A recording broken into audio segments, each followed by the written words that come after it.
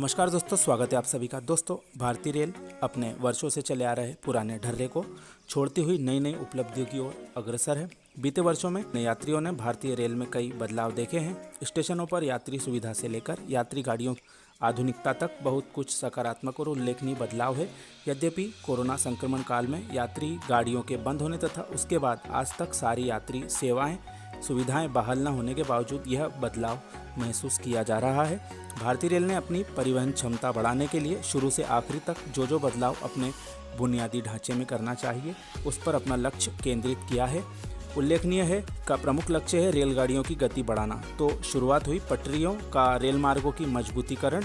Rail मार्ग में संपार gate यानी कि लेवल क्रॉसिंग हटाकर उनकी जगह रोड ओवरब्रिज व रेल अंडरब्रिज स्थापित करना। रेलगाड़ियों की डिब्बे संरचना का उच्चतम गति क्षमता के आधुनिक एलएचबी कोच का निर्माण। रेल नेटवर्क का विद्युतीकरण जिससे कि लोको बदलाव में समय की बचत हो।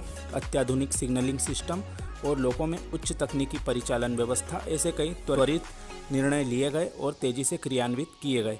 उसी का नतीजा यह है कि आज बहुत से रेलवे मार्गों पर गाड़ियां 130 किलोमीटर प्रति घंटा की उच्चतम गति से चल रही है। भारतीय रेल की आगामी योजना यह है कि यात्री गाड़ियां अब 160 किलोमीटर प्रति घंटे की गति से चलनी चाहिए और इसके लिए 8 मार्ग निर्धारित किए गए हैं। साथ ही प्रत्येक मार्ग की जिम्मेदारी एक क्षेत्रीय रेलवे को दी गई है जो संबंधित कार्य का मार्ग के सभी रेलवे से उचित डीपीआर का संकलित रूप 2 माह के भीतर रेलवे बोर्ड को प्रेषित करें। हाल ही में इसके बारे में दिशा निर्देश जारी किए गए हैं।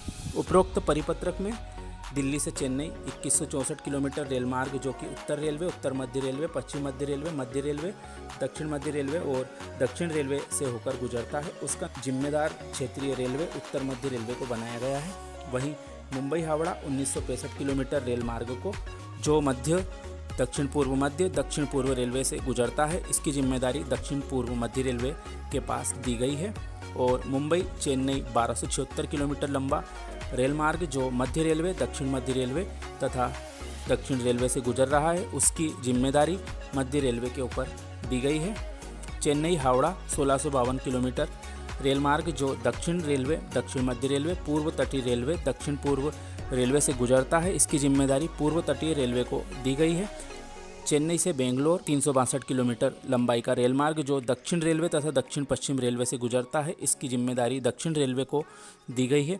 बेंगलुरु हैदराबाद 632 किलोमीटर रेल मार्ग जो दक्षिण पश्चिम रेलवे और दक्षिण मध्य रेलवे से गुजरता है, इसकी जिम्मेदारी दक्षिण मध्य रेलवे को दी गई है।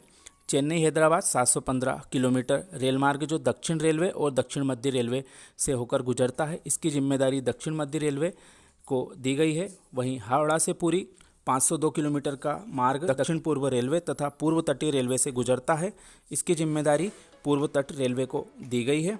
देश के रेल मार्गों में पिछले 3 वर्षों में स्वर्णिम चतुर्भुज रेल मार्ग जिसमें दिल्ली मुंबई, मुंबई चेन्नई, चेन्नई हावड़ा, हावड़ा दिल्ली रेल मार्गों के कई खंडों पर अधिकतम गति 110 किलोमीटर प्रति घंटे से बढ़ाकर 130 किलोमीटर प्रति घंटे कर दी गई है।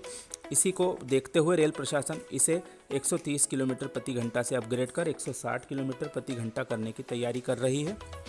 कुल मिलाकर यह बदलाव आने वाले समय में यात्री ट्रेनों तथा मालगाड़ियों के गति से परिचालन करने में काफ़ी सहायता करेगा। लेकिन अब देखने वाली बात यह होगी कि छोटे छोटे निर्णयों के लिए अपने दूसरे जोन के साथ असहयोग की भावना करने वाले जोन इस महत्वपूर्ण मुद्दे पर किस तरह से एक दूसरे का सहयोग करते हैं, यह आने वाले समय में पता चलेगा।